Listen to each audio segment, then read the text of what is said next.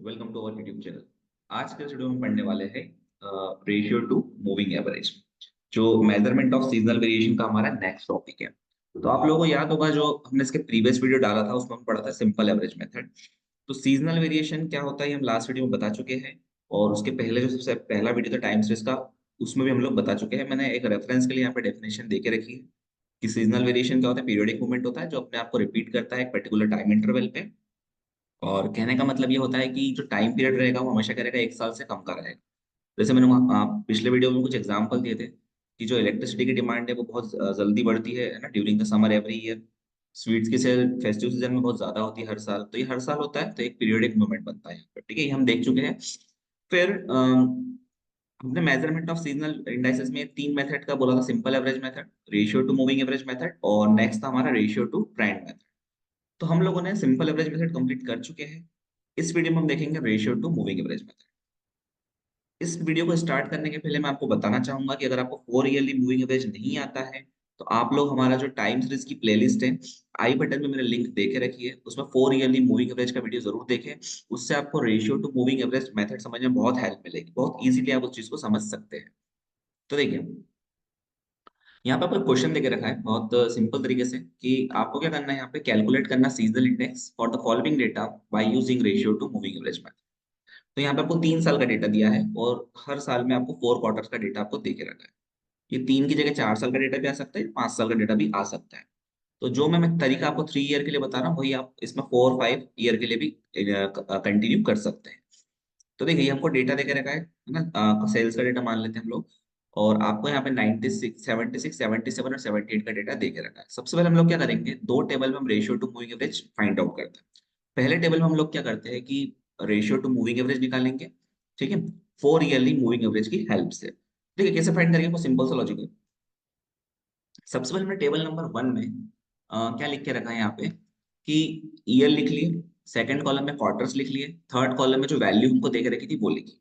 मतलब हमको जो क्वेश्चन में गिवन था, देखिए यहाँ पे प्रीवियस स्लाइड पे जो क्वेश्चन में गिवन था, हम पहले वो क्या करेंगे, बहुत सारी चीजें फाइंड आउट करेंगे। जैसे आपको क्या दिया था यहाँ पे, 1976, 1977 और 1978 दे के रखा।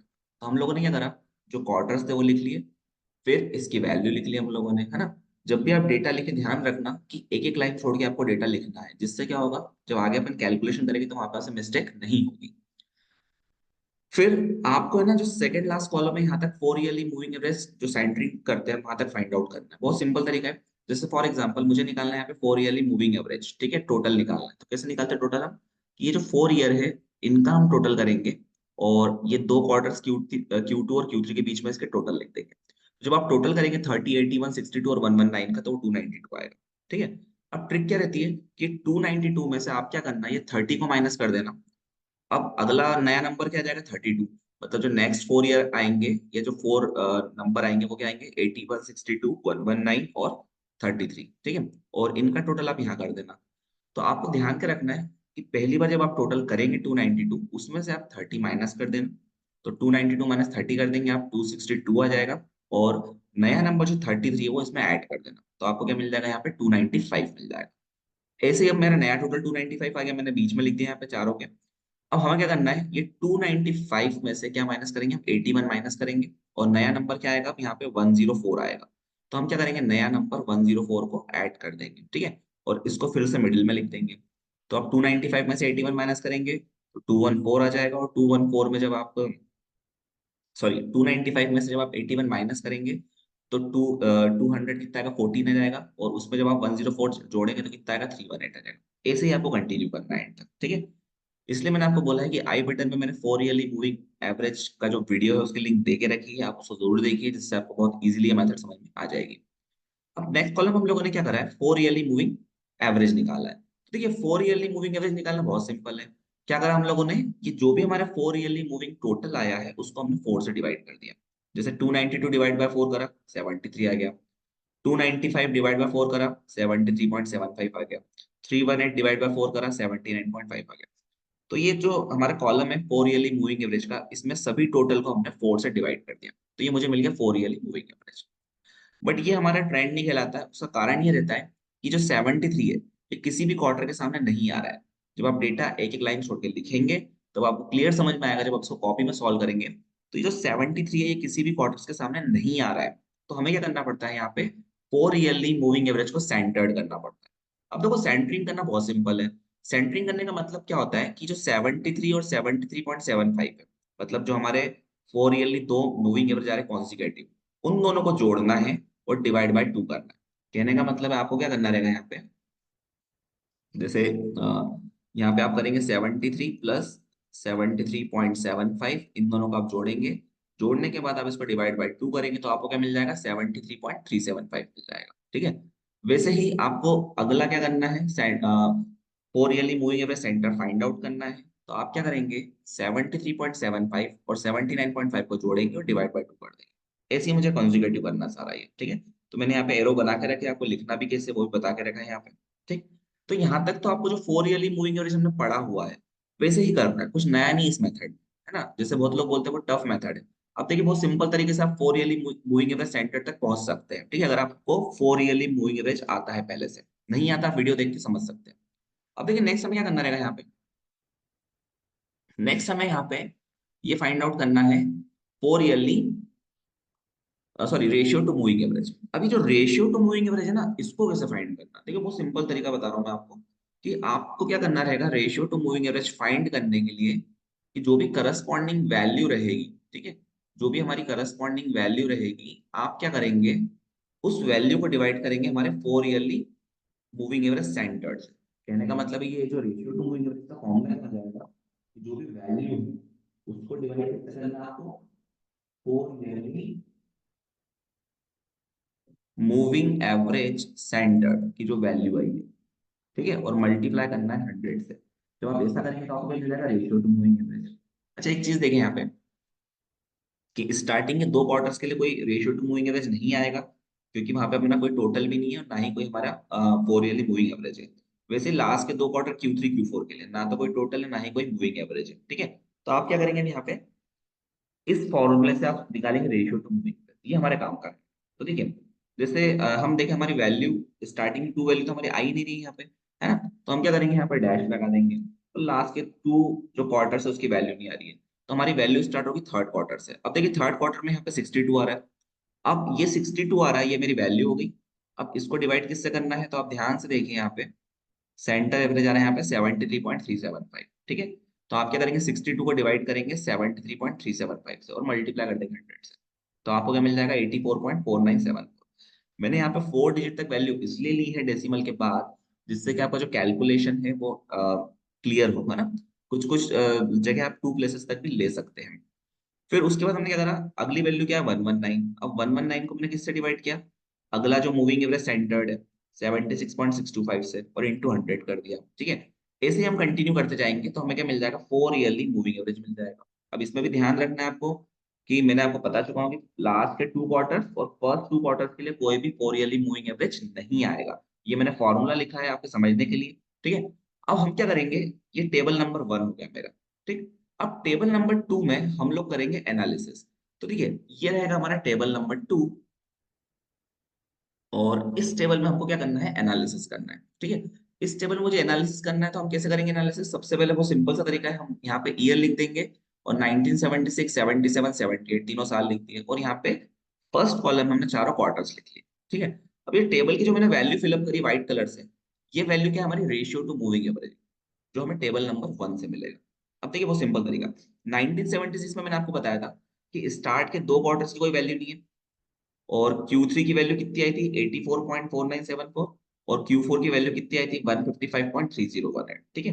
तो यहाँ पे कितना लिखेंगे हम, देखिए 1976 फर्स्ट टू क्वार्टर को हाइड कर दिया, कुछ वैल्यू नहीं थी। फिर Q3 में लिखा 84.4974, और Q4 में लिखा मैंने 155.3018। वैसे 77 की बात करें तो चारों क्वार्टर्स की वैल्यू थी, तो देखिए ये 77 में मेरे पास चारों क्वार्टर्स की वैल्यू, Q1 की वैल्यू कितनी, रेशियो टू मूविंग एवरेज कितना आ रहा है, 40। Q2 में कितना आ रहा है मूविंग एवरेज, 113.1973। Q3 में कितना आ रहा है, 86.5409। और Q4 में कितना आ रहा है, 159.4373। तो ये चारों क्वार्टर्स की वैल्यू 1977 में हमने लिख दी यहाँ पे, यहाँ पे 77 के सामने। वैसे 78 की बात करें तो Q3 Q4 की कोई वैल्यू नहीं आ रही लास्ट टू क्वार्टर्स की, तो जो Q1 Q2 की वैल्यू वो यहाँ लिख देंगे हम। देखिए 78 पे गए हम, और यहाँ पे Q1 की वैल्यू आ रही है 36.7213, Q2 की वैल्यू आ रही है 125.0255, Q3 Q4 में कोई वैल्यू नहीं आ रही है, हमने लिख दिया यहाँ पे। तो टेबल नंबर 2 में हम पहले वैल्यू फिलअप करेंगे। ठीक है, बहुत सिंपल तरीके से कर सकते हैं हम इसको। अब हम क्या करेंगे, यहाँ पे टोटल करना है। तो आपने क्या करा, Q1 का टोटल कर लिया, Q2 का टोटल करा, Q3 का टोटल करा, Q4 का टोटल करा, वैल्यू को जोड़ के लिख दिया। अब हम क्या करेंगे, यहाँ पे नेक्स्ट कॉलम नेक्स्ट रो में हम एवरेज निकालेंगे। तो ये जो एवरेज है यही मेरा सीजनल इंडेक्स कहलाता है। ठीक है, तो कैसे करना है हमको, एवरेज कैसे निकालना है, 76.7213 डिवाइड किससे होगा, 2 से, क्योंकि यहाँ पे फर्स्ट क्वार्टर की तो वैल्यू नहीं है, तो यहाँ पे केवल ये 2 से डिवाइड हो जाएगा। ठीक है, वैसे सारी वैल्यू आप जो टोटल आपने करा उसको 2 से डिवाइड करना है। ठीक, तो आपको क्या मिल जाएगा, एवरेज मिल जाएगा। अब ये जो एवरेज आया है ये कहलाएगा मेरा सीजनल इंडेक्स। बट कंडीशन क्या रहेगी, ध्यान से सुनना, कि इन सभी एवरेज का सम, ये जो मैंने एवरेज निकाला है, जो सीजनल इंडेक्स निकाला है, इन सभी का सम आना चाहिए 400 के बराबर। अगर ये 400 के बराबर नहीं आ रहा है, इसका मतलब हमें क्या करना पड़ेगा, इसको सीजनल इंडेक्स को एडजस्ट करना पड़ेगा। ठीक है, तो आपको ध्यान क्या रखना है, ये जो एवरेज है यही मेरा सीजनल इंडेक्स है। बहुत सारे बुक से मैंने इसको रेफर किया है ना, क्योंकि बहुत सारे वीडियोस में इस चीज को गलत तरीके से बताया गया है। ठीक है, तो आप ध्यान रखना है यहाँ पे रेशियो टू मूविंग एवरेज में ये जो एवरेज है यही हमारा सीजनल इंडेक्स कहलाता है। कब कहलाता है, जब सभी एवरेज का सम रहेगा 400 के बराबर। ठीक है, तो मैंने कंडीशन डाल दी है, if sum of all average equals to 400 then it will be seasonal index. But हमारे केस में क्या हो रहा है, जब मैं इन एवरेज वैल्यू को जोड़ रहा हूँ, तो सम ऑफ ऑल एवरेज ये कुछ आ रहा है 400.3609, जो 400 के बराबर नहीं आ रहा है। इसका मतलब हमें क्या करना पड़ेगा, ये जो मेरा सीजनल इंडेक्स आया इसको एडजस्ट करना पड़ेगा। अब इसको एडजस्ट करने का मतलब क्या होता है, वो सिंपल सी ट्रिक है। आपको क्या करना पड़ेगा यहाँ पे, कि जब आप सीजनल इंडेक्स को एडजस्ट करेंगे, तो आपको ट्रिक यहाँ लगानी पड़ेगी, करेक्शन फैक्टर फाइंड करना पड़ेगा सबसे पहले आप। अब करेक्शन फैक्टर किस निकाला हमने, 400 को हम डिवाइड करेंगे सम ऑफ ऑल एवरेज से। ये फॉर्मूला ध्यान रखना। 400 क्यों लिखा हमने ऊपर, क्योंकि हमारे पास 4 क्वार्टर्स है और हर क्वार्टर्स को हम 100 का इंडेक्स मानते हैं। ठीक है, तो ये क्या हो जाएगा, 400 divided by sum of all average कर दिया हम लोगों ने। तो सम ऑफ ऑल एवरेज हमारा कितना आया था यहाँ पे, 400.3609। ठीक है, तो हमने 400 को डिवाइड कर लिया 400.3609 से। जब मैंने इसको डिवाइड किया तो मेरे पास वैल्यू आएगी 0.999, ये मेरा करेक्शन फैक्टर आ गया। अब देखिए, मुझे निकालना है एडजस्टेड सीजनल इंडेक्स, किसके लिए, Q1 के लिए। तो कैसे निकालेंगे, कि हमारा जो सीजनल इंडेक्स आया था Q1 का, उसका मल्टीप्लाई कर दिया करेक्शन फैक्टर से। तो देखिए, हमारा जो सीजनल इंडेक्स आया था Q1 का, वो आया था 38.3607। ठीक है, अब इसका मल्टीप्लाई मुझे किससे करना है, करेक्शन फैक्टर से। तो हमारा करेक्शन फैक्टर कितना आया, 0.999। तो देखिए, 38.3607 Q1 का पुराना सीजनल इंडेक्स है, मल्टीप्लाई किससे करेंगे, करेक्शन फैक्टर से। तो जो एडजस्टेड सीजनल इंडेक्स है वो कितना आ गया, 38.326 आ गया। ऐसे ही अपन Q2 के लिए करेंगे, कि seasonal index for Q2 multiplied by correction factor. तो हमें क्या मिल जाएगा, एडजस्टेड सीजनल इंडेक्स मिल जाएगा Q2 का। तो देखिए, Q2 का पुराना सीजनल इंडेक्स कितना आया था, 119.1114 आया था, और उसका मल्टीप्लाई हम किससे कर रहे हैं, करेक्शन फैक्टर से कर रहे हैं। ठीक है, इसी तरीके से आप Q3 Q4 को सॉल्व कर सकते हैं। अब इन सब का जब मैंने टोटल किया, तो हमारा सम कितना रहा, यहाँ पे 400.000 आ रहा है, जो कि 400 के बराबर है। तो ये जो एडजस्टेड सीजनल इंडेक्स है ये रहेंगे हमारा आंसर, है ना, जो हमें फाइंड आउट करना रहेगा। अगर आपका सम एवरेज का यहीं पे 400 आ गया, तो आपको यहीं पे स्टॉप करना है। आपको आगे एडजस्टेड सीजनल इंडेक्स नहीं निकालना है। कब, जब इन सभी एवरेज का सम आ जाएगा 400, तो ये जो एवरेज है यही हमारा सीजनल इंडेक्स रहेगा। ठीक है, तो अगर ये मेथड आपको अच्छे समझ में आई होगी, तो आप हमारे वीडियो को शेयर कर सकते हैं, हमारे चैनल को सब्सक्राइब कीजिए, जिसपे आपको स्टैटिस्टिक्स के बहुत सारे वीडियो मिलेंगे। हाइपोथेसिस टेस्टिंग है ना, टी टेस्ट है, काय स्क्वायर टेस्ट है, एफ टेस्ट है, प्रोबेबिलिटीज के वीडियो है, डिस्ट्रीब्यूशंस मिल जाएंगे आपको, बायनोमियल, नॉर्मल, है ना, पॉजर डिस्ट्रीब्यूशन है, एक्सपोनेंशियल।